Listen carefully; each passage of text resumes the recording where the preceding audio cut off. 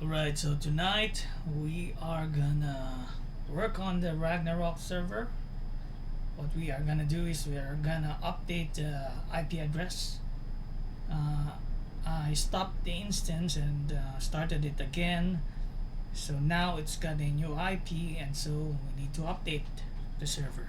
Also, we need to update the client as well. So let's get onto it. Here is the Git repository, but it's still private. Anyways, it's the Retina is open source. You can find the server. Maybe I can make a guide about that in the future. So here is the instance. It just got it's running now. Let me just, as you can see here below here, this is the new IP address. I'm copying that. I'm not worried that it can be seen because I'm gonna close that anyways. I'm gonna stop this again later. So let's connect to this server then.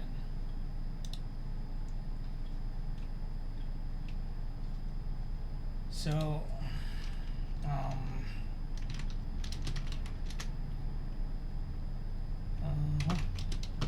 let's just go to the server folder directory.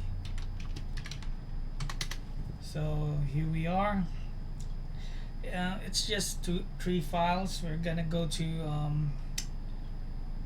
we're gonna change conf import login. So there are three servers: the login server, the character server, and map server. So we're gonna change the IPs for the three. So this is the first one. It's in conf import login underscore conf dot text. This file is not the main configuration file for the login server, but whatever you define here, it's gonna overrule whatever is written on the main conf file. So like this IP address, we're gonna change this. This is the previous IP. Now it's gonna change to the new one. Let's try DW. DW doesn't delete the whole IP. It's gonna stop on the dot. So that's that for the plugin. Now let's go to the character and change this. I'll use X instead. Paste.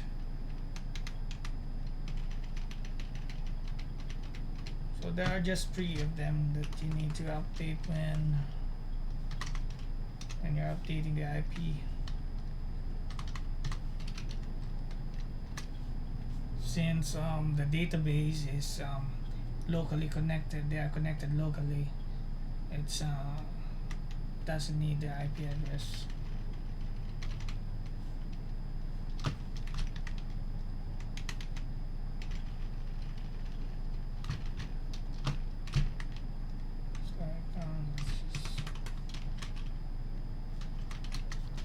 Alright, so that's that. So let's go to the client. Oh, excuse me, where's that? Here we are in the client folder, and we need to go to the data folder and find this client info XML file. We just need to edit this, and you can find the address here. Just change that to the new one so that the client knows where the IP is, the IP address is. So for let me just run this, and of course this will not work because the server is not yet running. Alright, so let's run the server then. Let me cut that cheat sheet that I prepared because I don't want to type all these three. So these are the three commands that I use to run the server so that they will not be bound to the bash and they can all run at the same time in the background. The logs are just stored in the in these log files. So let's let's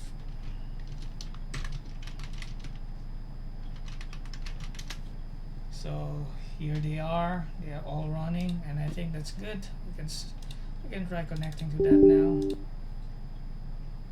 Let me show the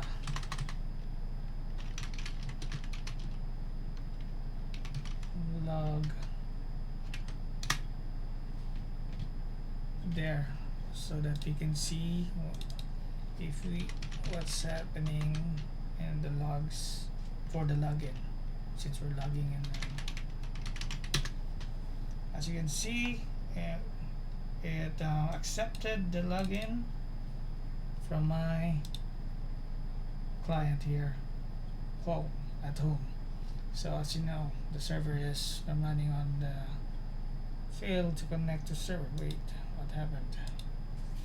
Could it be a connection error? It did find it. Let me check the other ones.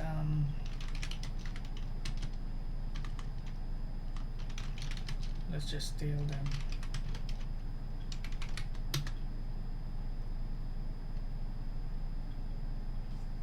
What happened there?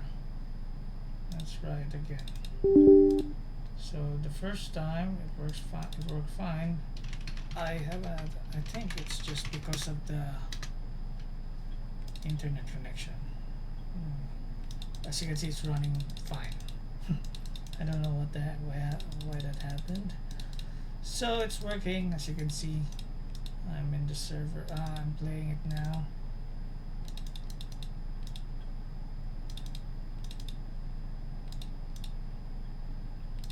And I think that's it for tonight. So yeah, thank you, and see you on the next one.